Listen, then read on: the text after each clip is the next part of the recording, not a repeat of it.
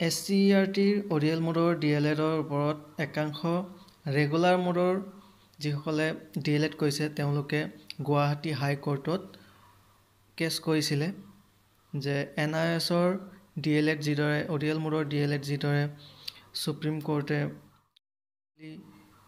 ঘোষণা কৰিছে বা তেওঁলোকে আবেদন প্ৰক্ৰিয়াত ভাগ ল'ব নোৱাৰিব বুলি সুপ্ৰিম কোৰ্টে যি ৰায়দান দিছিলে তাৰেই প্ৰসংগত বা তাৰেই সেই কেছৰে ৰেফাৰেন্সৰ ওপৰত অনুপ্ৰাণিত হৈ পেলাই একাংশ ৰেগুলাৰ মোডৰ DLED প্ৰাৰ্থীয়ে অসমৰ যি SCERTৰ অৰিয়েল মোডৰ DLED সেই অৰিয়েল মোডৰ DLEDৰ ডিপ্ল'মাৰ ওপৰত গুৱাহাটী হাইকোৰ্টত কেছ কৰিছিলে।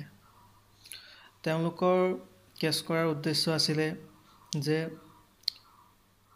NISৰ যি অৰিয়েল মোডৰ DLED আছিলে সেই অৰিয়েল মোডৰ DLED 18 মহীয়া আছিল বাবে যিহেতু এই নিযুক্তি প্ৰক্ৰিয়াত অংশগ্ৰহণ কৰিব পৰা নাই আৰু ঠিক সেইদৰে SCERTৰ ফালৰ পৰাও যি অৰিয়েল মোডৰ DLED কৰোৱা হৈছিলে সেই অৰিয়েল মোডৰ DLEDও ইন চাৰ্ভিচ টিচাৰসকলৰ বাবে প্ৰৱৰ্তন কৰা হৈছিলে আৰু তাৰে সুযোগত বহুতো প্ৰাৰ্থীয়ে শিক্ষকতা নকৰাকৈ স্কুলবিলাকৰ পৰা ইউডাইস্কৈত ব্যৱহাৰ কৰি পেলাই এই DLED প্ৰগ্ৰেমত ভাগ লৈছিলে বা এই DLED ডিপ্ল'মাত তেওঁলোকে এডমিশ্যন লৈছিলে।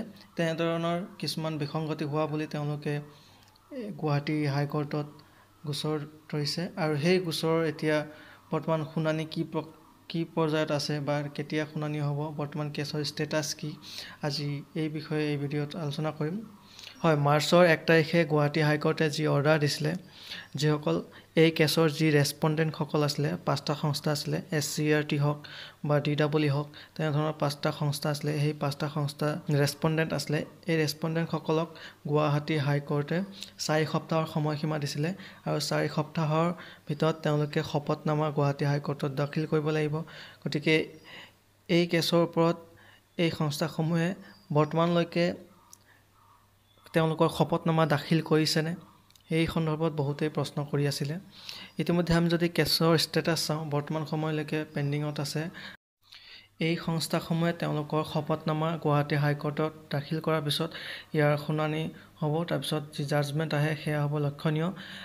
SCERTৰ অৰিয়েল মোডৰ DLEDও NISৰ দৰে এই ফ্ৰেছ নিযুক্তি প্ৰক্ৰিয়াত অংশগ্ৰহণ কৰিব পাৰিবনে নাই সেয়া গুৱাহাটী হাইকোৰ্টৰ জাজমেণ্টৰ ওপৰত এতিয়া ভিত্তি কৰিব আৰু সেয়া জাজমেণ্ট হ'ব অতিকৈ গুৰুত্বপূৰ্ণ। গতিকে আমি জাজমেণ্টলৈ ৰৈ থাকিব লাগিব। বৰ্তমান এতিয়ালৈকে কোনো ধৰণৰ জাজমেণ্ট গুৱাহাটী হাইকোৰ্টে দিয়া নাই।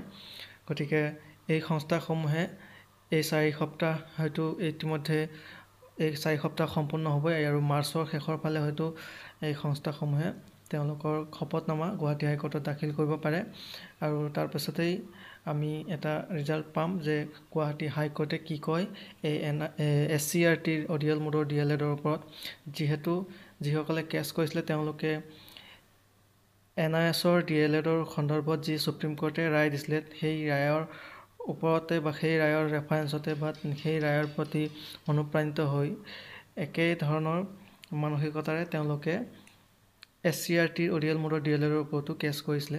গতিকে সেয়া এতিয়া গুৱাহাটী হাইকোৰ্টে কি ৰায়দান দিয়ে সেয়া হ'ব এতিয়া অতিকৈ লক্ষণীয়।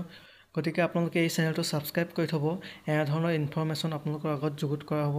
গতিকে ভিডিঅ'টো শেষলৈকে চোৱাৰ বাবে ধন্যবাদ। নেক্সট ভিডিঅ'ত আকৌ লগ পাম। আজিলৈ